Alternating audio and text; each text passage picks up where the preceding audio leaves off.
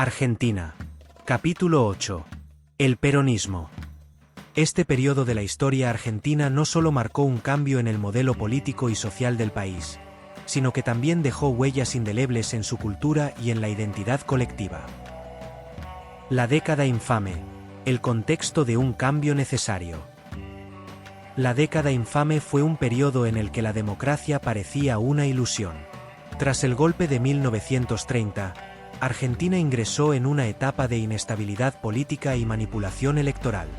Los gobiernos conservadores de la época, respaldados por las élites terratenientes y los grandes exportadores, se caracterizaron por el fraude patriótico, una práctica que incluía la falsificación de actas y la intimidación de votantes. Un aspecto poco conocido es que, a pesar de las limitaciones políticas, esta fue también una época de avances tecnológicos. Por ejemplo, se introdujo el voto secreto mediante urnas de lata selladas, conocidas popularmente como la lata.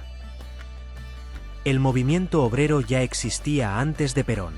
Socialistas, anarquistas, comunistas y sindicalistas llevaban décadas reclamando mejores salarios, vacaciones, jubilaciones y jornadas laborales más justas. Perón no inventó estas demandas. Su importancia estuvo en utilizar el poder del Estado para extenderlas y hacerlas cumplir. En 1943, otro golpe militar derrocó al gobierno de Ramón Castillo. Dentro de ese régimen apareció el coronel Juan Domingo Perón, quien asumió el control de la Secretaría de Trabajo y Previsión. Desde allí impulsó convenios colectivos, vacaciones pagadas, indemnizaciones, jubilaciones, aguinaldo y el estatuto del peón rural. Estas medidas le dieron un enorme respaldo entre los trabajadores. Pero su relación con los sindicatos tenía una condición. Podían ser fuertes frente a los empresarios, pero debían mantenerse políticamente cerca del gobierno. El peronismo fortaleció a los trabajadores, aunque también intentó controlar a sus organizaciones. En enero de 1944, un terremoto destruyó gran parte de la ciudad de San Juan. Durante una campaña solidaria realizada después de la tragedia, Perón conoció a la actriz Eva Duarte. Eva provenía de un origen humilde y había sufrido discriminación por ser hija nacida fuera de un matrimonio formal. Su relación con Perón se convirtió rápidamente en una alianza política. Perón aportaba la organización, el liderazgo militar y la relación con los sindicatos. Eva poseía una extraordinaria capacidad para conectar emocionalmente con los sectores populares. 17 de octubre de 1945. El Día de la Lealtad. En octubre de 1945, Perón fue apartado de sus cargos y detenido. Los trabajadores temieron perder los derechos obtenidos y el 17 de octubre miles de personas marcharon hacia la Plaza de Mayo para exigir su liberación. La propaganda posterior presentó a Evita como una de las grandes organizadoras de aquella jornada. Sin embargo, su participación fue mucho menor de lo que se contaría después. Los principales protagonistas fueron los trabajadores y los dirigentes sindicales. Perón fue liberado y en febrero de 1946 ganó las elecciones presidenciales de manera legítima. Durante sus primeros años, el gobierno aumentó salarios, fortaleció los sindicatos y amplió el consumo popular. Muchas familias trabajadoras pudieron acceder por primera vez a vacaciones, viviendas, electrodomésticos, hospitales y actividades recreativas. El gobierno nacionalizó los ferrocarriles, los teléfonos, el gas y otros servicios. También impulsó la industria y amplió la intervención del Estado en la economía. La política sanitaria dirigida por Ramón Carrillo permitió construir hospitales y extender campañas de vacunación. Estos logros fueron reales. Los trabajadores no apoyaban a Perón solamente por la propaganda. Muchos lo seguían porque su vida había mejorado concretamente. Uno de los mitos más repetidos afirma que Evita hizo que las mujeres argentinas votaran por primera vez. Eso no es correcto.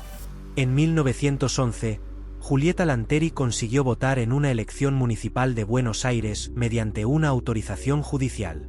Fue un caso individual y excepcional. El primer reconocimiento colectivo ocurrió en San Juan. En 1927, Una reforma de la Constitución provincial reconoció a las mujeres el derecho de votar y ser elegidas. El 8 de abril de 1928, las mujeres sanjuaninas participaron en elecciones provinciales. Esto ocurrió casi 20 años antes de la ley nacional impulsada durante el gobierno de Perón. Además, en 1934, Hemar Acosta fue elegida diputada provincial por San Juan, convirtiéndose en la primera legisladora argentina. Por lo tanto, Evita no hizo que las mujeres votaran por primera vez en Argentina. Lo que ocurrió durante el peronismo fue la extensión del derecho a todas las mujeres del país para las elecciones nacionales.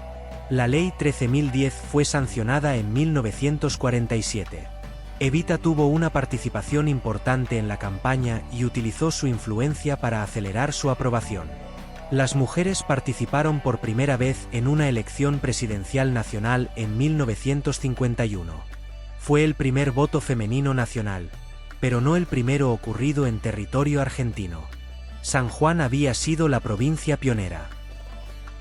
Perón llegó al gobierno mediante elecciones, pero con el tiempo desarrolló prácticas cada vez más autoritarias.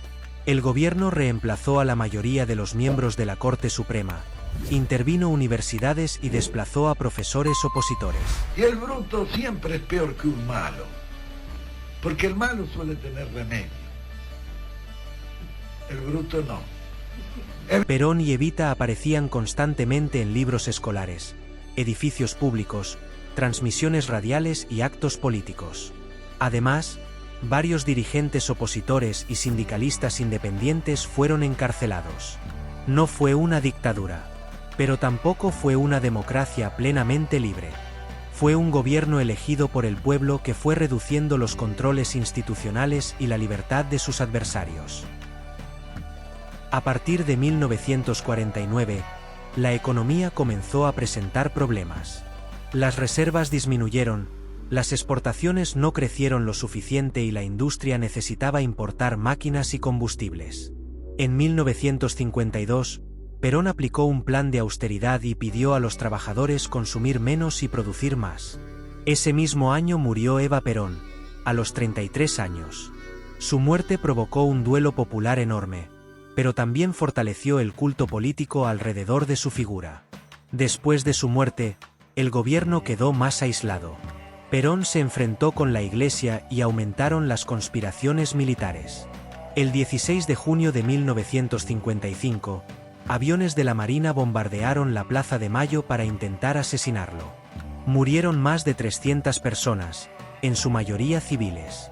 Aquella noche, grupos peronistas respondieron incendiando iglesias. Ambos hechos demostraron hasta qué punto la violencia había reemplazado a la política. En septiembre de 1955, un nuevo golpe militar derrocó a Perón. Los golpistas afirmaron que venían a restaurar la libertad, pero prohibieron el peronismo, persiguieron a sus seguidores y hasta impidieron mencionar públicamente los nombres de Perón y Evita.